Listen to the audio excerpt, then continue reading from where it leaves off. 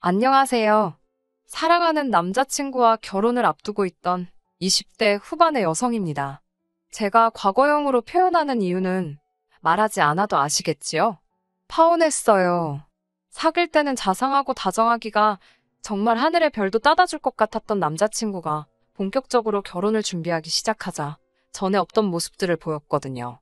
속된 말로 저를 다잡은 물고기라고 생각하기라도 했는지 말이에요. 변해버린 남자친구에게 크게 실망했고 똥인 걸 알게 된 이상 굳이 맛을 볼 필요는 없잖아요. 이미 헤어지긴 했지만 편의상 남자친구라 칭하겠습니다. 남자친구와 저는 친구의 소개로 만났어요. 결혼을 전제로 한 진지한 소개는 아니었고요. 쑥스러운 이야기지만 제가 워낙 낯도 많이 가리고 숫기가 없어서 대학교 때 선배 오빠랑 잠깐 사귀었던 걸 제외하곤 제대로 된 연애를 한 번도 해보지 못했거든요. 어려서부터 줄곧 친하게 지내온 친구는 그런 저를 딱하게 여겼던 모양이에요. 저더러 30살이 되기 전에 친하게 연애 좀 해보라며 제가 부탁한 것도 아닌데 소개팅 약속을 잡아왔습니다. 민망하고 생각만 해도 어색해서 정말 내키지 않았어요. 하지만 친구가 판까지 다 깔아줬는데 싫다고 하면 2번 다시는 소개팅 안 시켜준다고 엄포를 놓더라고요. 그런 소리를 들으니 왠지 아쉬워서 그렇게 남자친구를 만나게 되었네요. 남자친구의 첫인상은 단정했고 매너 또한 젠틀했어요. 하지만 외모보다도 인상적이었던 건 남자친구의 취향이었지요. 좋아하는 음악이라던가 선호하는 영화 장르, 그리고 주말에 주로 하는 취미생활까지 저와 비슷한 취향을 가지고 있더라고요. 그래서인지 첫 만남임에도 불구하고 대화가 끊어질 틈이 없었네요. 사실 그 무렵 친구들과 만나면 늘상 하는 이야기가 먹고 살기 힘들다거나 개인적으로 짜증나는 일들, 소위 앓는 소리가 대부분이었어요. 그런 시기다 보니 더 피곤해지는 일도 종종 있었고요. 그런데 남자친구와 만나면 대부분의 시간을 서로가 좋아하는 것들이나 관심이 있는 주제에 대한 이야기를 하며 보냈으니 지루함은 고사하고 주중에 쌓여있던 스트레스를 한 방에 날려버릴 수 있었어요. 그렇게 저희는 3개월 동안 친구도 아닌 연인도 아닌 애매한 사이로 데이트를 이어가다가 본격적으로 사귀기 시작했습니다. 나중에 남자친구가 말하길 굳이 사귀자고 해야 한다 생각을 못했다대요. 그리고 사귄 지 8개월 만에 남자친구가 저에게 프로포즈를 해왔습니다. 저와 함께라면 앞으로도 어디서 무얼 하든 즐겁고 행복할 것 같다면서 결혼해달라고 하더라고요.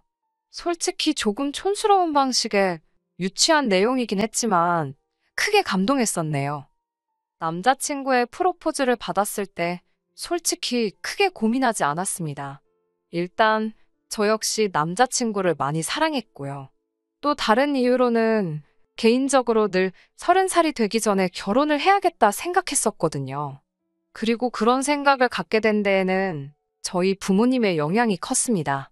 저희 부모님은 주변에서 닭살 부부라고 부를 만큼 매우 사이가 좋으세요. 여담이지만 저희 아버지는 양념치킨을 좋아하시고 저희 어머니는 후라이드를 좋아하시거든요. 그런데 아버지가 치킨을 사오시는 날이면 그 치킨은 늘 후라이드였고 어머니가 치킨을 사오시면 그날은 꼭 양념이었습니다. 서로가 뭘 좋아하는지 생각하고 서로 입맛에 맞춰 사오시다 보니 곧잘 일어나는 일이었지요. 이 밖에도 두 분이 서로를 얼마나 생각하고 위하는지 엿볼 수 있는 사건이 수두룩하답니다. 아무튼 이런 부모님 밑에서 사랑도 많이 받고 유복하게 자랐습니다. 그러니 저 역시 하루빨리 좋은 사람을 만나서 저희 부모님처럼 행복한 가정을 이루고 싶었네요. 그리고 제가 찾던 바로 그 좋은 사람이 남자친구라고 생각했고요. 하지만 제가 프로포즈를 받아주고 얼마 지나지 않아서부터 남자친구는 점점 다른 사람처럼 변해갔습니다. 지금 돌이켜 생각해보면 변해갔던 게 아니라 원래 그런 사람이었는데 용케 잘도 숨기고 있었던 것 같아요.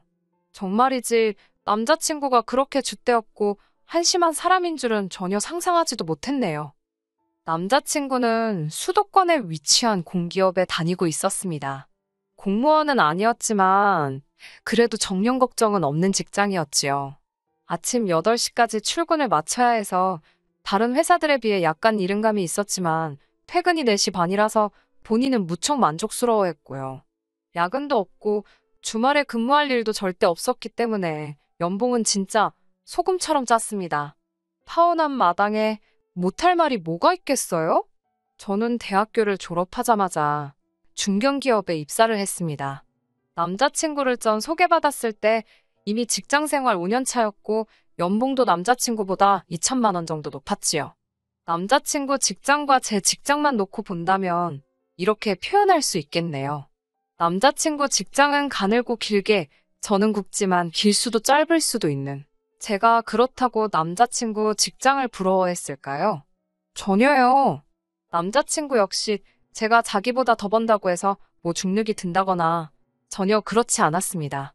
있는 척을 하는 사람은 아니었지만 없는 걸 부끄러워하지도 않더라고요. 솔직히 어떤 때는 전혀 주저하지 않고 남에게 아쉬운 소리를 해대는 남자친구가 남사스럽기도 했어요. 그래도 그때야 제가 사랑에 눈이 먼 상태라서 귀엽다고 생각했어요. 참 속도 없지요? 지금은 어떻냐고요. 그 상황이 떠오를 때마다 제 얼굴이 다 후끈거립니다. 구질구질하고 궁상 맞았던 건데 왜 그땐 그런 생각을 못했는지 스스로 황당하기까지 해요. 궁상하니까 남자친구 생일 선물 생각이 나네요. 남자친구와 저는 동갑내기입니다. 남자친구가 저보다 생일이 2주 빠르고요. 생일 이야기가 나와서 말인데 남자친구 부모님께 인사를 드리러 갔을 때였어요. 아무래도 나이가 동갑이다 보니까 데이트를 할 때는 서로 편하게 이름을 불렀거든요. 그런데 처음 인사를 드리러 가던 날이었어요. 문득 이름으로 불러도 괜찮을까 싶더라고요. 그렇다고 자기라고 하자니 그것도 어른들 앞에선 좋아 보일 것 같지 않고 결국 저나 남자친구나 적당한 호칭을 찾는 데는 실패했습니다. 그래서 서로 최대한 이름이나 호칭은 생략하고 적당히 운을 띄워서 대화를 하자고 입을 맞췄지요. 하지만 어머님 눈에 딱 걸렸더라고요. 어머님께선 저희더러 너네는 왜 서로 부르지를 않냐고 물어보셨어요. 제가 어떻게 둘러대기도 애매해서 그냥 웃어 보였습니다. 그러자 어머님께선 저더러 남자친구에게 오빠라고 하라셨습니다. 생각지도 못한 어머님의 말씀에 순간 당황스럽더라고요. 그래도 저희가 동갑인데 오빠라고 부르는 건 좀 이상한 것 같다고 솔직히 말씀드렸네요. 그러자 어머님께선 아무리 그래도 아내 될 사람이 남편 될 사람 이름을 함부로 부르냐입니다. 제가 그러면 남자친구가 기가 눌려서 밖에 나가서 큰일을 못한다나요? 저는 어머님께 그래도 오빠는 아닌 것 같다고 적당한 호칭을 만들어 보겠다 했습니다. 하지만 어머님께선 계속해서 오빠라고 부르라며 그래야 윗사람에 대한 존경심도 생기고 한다나요? 어머님은 학교 선생님이셨기에 더욱더 그런 식의 고리타분하고 비논리적인 사고방식을 가지고 계실 거라곤 상상을 못했습니다. 그리고 옆에서 이 모든 대화를 가만히 듣고만 있던 남자친구가 그러더군요. 그냥 자기 이름이 원래 오빠라고 생각하랍니다. 이건 또 무슨 말 같지도 않은 소린지 대꾸할 힘도 없어서 그냥 어머님께 알아서 하겠다고 했어요. 아마 이때부터 어머님께 미운 털이 박혔던 모양입니다. 처음 인사를 드리러 갔던 날은 남자친구의 생일 다음 날이기도 했습니다. 남자친구의 생일은 금요일 저녁이었는데 제가 야근이 있어서 만나지를 못했어요. 남자친구는 자기 친구들하고 모여서 생일 축하를 한다고 했고요.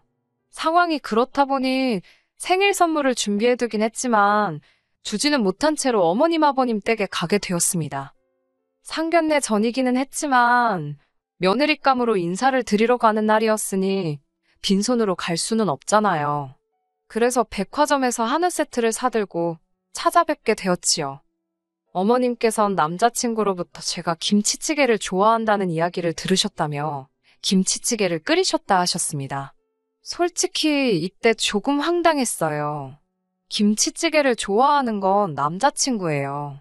남자친구가 김치찌개를 좋아하는 걸 알고 있었으니까 데이트할 때도 주로 남자친구가 좋아하는 김치찌개를 먹었던 거지. 저는 김치찌개는 무슨 김치도 잘 안 먹습니다. 그래도 뭐 누가 강요해서 한 배려도 아니고 제가 남자친구를 사랑해서 제가 원해서 했던 배려였으니 남자친구가 잘못 알고 있었다고 해서 남자친구 탓을 할 생각은 없었어요. 하지만 저도 사람이다 보니 서운한 마음이 드는 건 어쩔 수 없었지요. 4인용 식탁이었는데 식탁의 한쪽 면이 벽에 딱 붙어 있었어요. 즉, 4명 중 2사람은 안쪽으로 들어가 앉아 있어야 했고 바깥쪽 사람이 비키지 않으면 들어왔다 나갔다 하기가 쉽지 않은 구조였지요. 제 맞은편에 아버님과 어머님이 앉아 계셨고 저와 남자친구가 나란히 앉아 있었습니다. 남자친구는 키가 190cm에 몸무게가 100kg 가까이 됩니다. 그렇다 보니 키 160cm에 48kg인 저는 벽과 남자친구 사이에 낑겨 있었다고 표현하면 적당하겠네요. 김치찌개 맛은, 이제 진짜 제가 못할 말이 뭐가 있겠어요? 맛없었어요. 김치찌개가 맛없기가 쉽지 않은데 진짜 맛이 없었습니다. 돼지 냄새도 풀풀 나고 남자친구 입에야 어땠을지 몰라도 전 밥 한 그릇 비우는 것도 고역이었어요. 남기고 싶은 마음이 굴뚝 같았지만 그래도 그건 예의가 아니다 싶어 퍼주신 한 그릇은 어떻게든 싹싹 비워냈습니다. 그런데 어머님께서 더 먹을 거냐고 물어보시더라고요. 순간 어른들은 복스럽게 먹는 사람을 좋아한다는 말이 머릿속을 퍼뜩 스쳤고 저는 더 먹겠다고 했습니다. 어머님께서 제 국그릇을 달라고 손을 내미셔서 제 국그릇을 내드렸고요. 그런데 이 일로 뒤에서 가루가 되게 까일 줄은 상상도 못했습니다.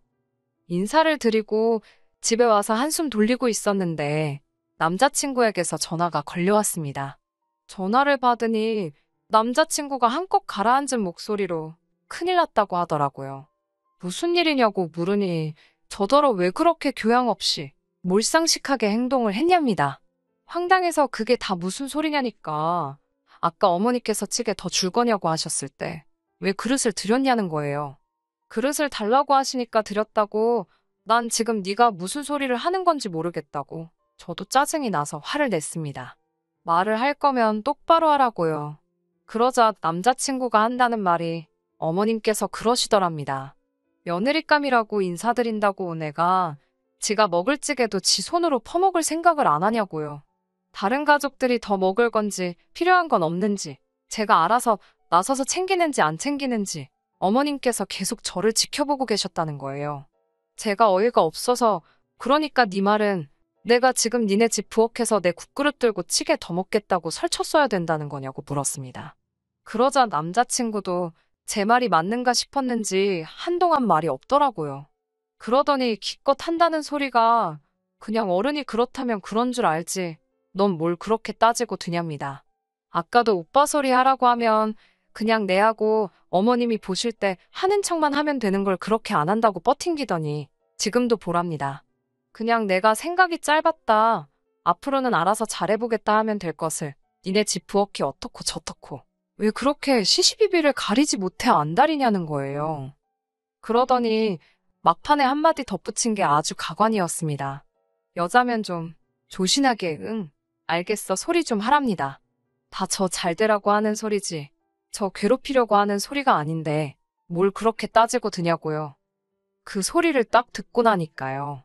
솔직히 남자친구가 아니라 무슨 조선시대에서 넘어온 모질이인가 싶더라고요.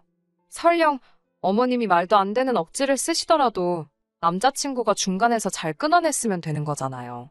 구태여 말을 전하지 않을 수도 있었고요. 이 상황에서 결혼하면 사사건건 어머님의 억지 논리를 상대하게 생긴 건 불보듯 뻔한 일이었고 남자친구도 남편이 아니라 남의 편이 되는 건 시간 문제겠더라고요. 그래서 너 그 썩어빠진 정신머리를 고치던가 아니면 이 결혼은 없었던 걸로 하자 했습니다. 나는 앞으로도 할 말은 하고 살 거고 억울한 일은 그냥 넘어갈 생각이 없으니 이런 나를 감당할 수 있으면 결혼하는 거고 자신 없으면 손 떼라고 했네요. 난 어머님이랑 당신 비위 맞춰주려고 결혼하는 거 아니라고요. 이후로 한 2주 가까이 연락이 없었습니다. 제 생일에도 축하한단 말 한마디 없더라고요. 이미 서로 연락을 끊고 일주일이 지나갔을 때 전 저희 관계가 완전히 끝났다고 생각했어요. 그래도 사람이니까 생일 축하 인사조차 받지 못했을 땐 기분이 울적하긴 하더라고요. 그런데 제 생일 다다음 날 남자친구에게 연락이 왔습니다. 어머님께서 오토바이에 치이셨답니다. 그래서 지금 병원에 계시다며 한번 와줄 수 있겠냐는 거예요. 지랑 나랑 끝난 거 아닌가? 그런데 뭘 오라가라냐 싶어서 짜증이 났습니다. 하지만 어쨌든 인사까지 드리고 왔는데 어머님께서 병원에 계시다니 몰랐으면 몰라도 알고서 안 찾아뵙기가 좀 그렇더라고요. 그래서 비타민 음료 한 박스 사들고 찾아갔습니다. 남자친구한테 미련이 있어서가 아니라 인간 대 인간으로 찾아간 거였어요. 병원에 도착하니까 남자친구가 왜 이렇게 늦게 왔냐며 자기 진짜 너무 놀랐답니다. 저는 2주 동안 연락 한 번 안 해놓고 이렇게 아무 일도 없었다는데 말을 거는 남자친구 때문에 더 놀랐는데 말이에요. 그러더니 남자친구가 뭐라는 줄 아세요? 자기 어머니가 지금 옆에서 심부름해줄 사람이 필요하답니다.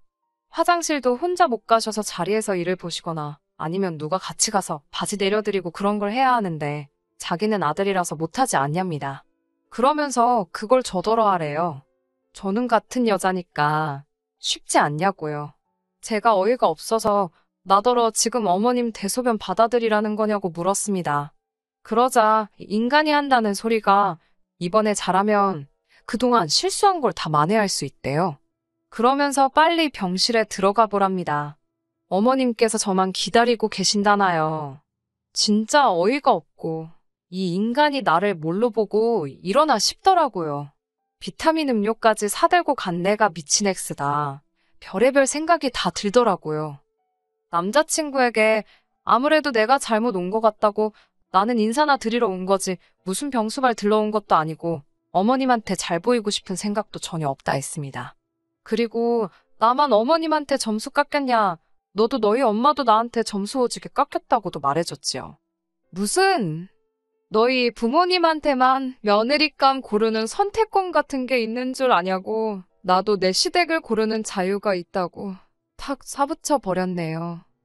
그 말을 끝으로 딱 뒤돌고 병원을 나오려는데 남자친구라는 인간이 한다는 소리가 그러면 알겠답니다. 지난번 자기 생일 때 선물 안 주지 않았냐면서 어머님 대소변 수발 들어드리는 걸로 생일 선물 퉁치재요. 진짜 뭐 이런 XX가 있나? 너 나한테 뭐 맡겨놨냐고 생일 선물 같은 소리 한다고 니네 엄마 아픈데 아들이란 자식이 나와서 헛소리나 하고 있고 너 낳고 미역국 먹었을 네 엄마가 불쌍하다고 아주 온갖 욕을 귀에 때려박아주고 왔네요. 넌 뭐 손이 없냐 발이 없냐. 그리고 간병인이 필요하면 불러 돈 주고 부르라고.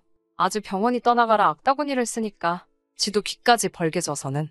솔직히 소리 지른 저도 잘한 건 없지만 쪽팔리기도 했지만 속은 후련합니다. 그게 남자친구와 저희 마지막 만남이었어요. 이후로 듣기로는 어머님의 부상이 생각보다 심해서 한 6개월은 꼼짝없이 병원에 계셔야 한다나 봐요. 잘난 아드님께서 뭐 어떤 방법을 찾아도 찾지 않았겠어요?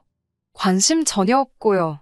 까딱하면 결혼도 하기 전에 며느리감이라고 못 볼 걸 별의별 걸 다 볼 뻔했는데 잘 됐다 싶지요. 조상신이 저를 도와주셨다 싶고요. 진짜 언제가 될진 모르겠지만 만약 저에게 다시 한번 사랑의 기회가 온다면 최소한 3년은 만나보려고요. 끝까지 들어주셔서 감사합니다. 오늘의 사연은 여기까지입니다. 구독과 좋아요, 알람 설정 부탁드리고 더 좋은 사연으로 다시 찾아뵙겠습니다. 감사합니다.